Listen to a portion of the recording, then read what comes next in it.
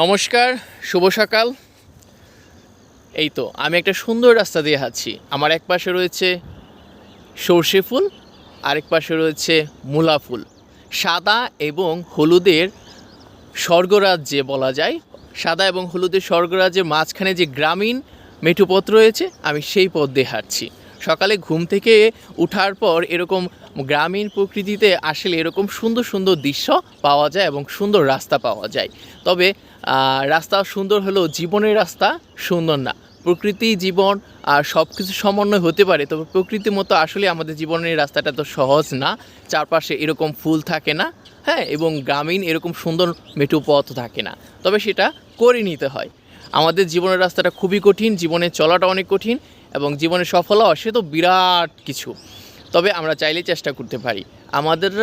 আমরা আমাদের নিজেদেরকে চিনতে হবে, আমাদের বুঝতে হবে যে আমার কী কী বিষয়ে আগ্রহ রয়েছে, আমরা কী কী ভালো পারি, কী কী কাজে আমার আগ্রহ রয়েছে, দক্ষতা রয়েছে, এবং কী কী সুযোগ আমাদের সামনে রয়েছে। এই বিষয়গুলো খুবই কঠিন।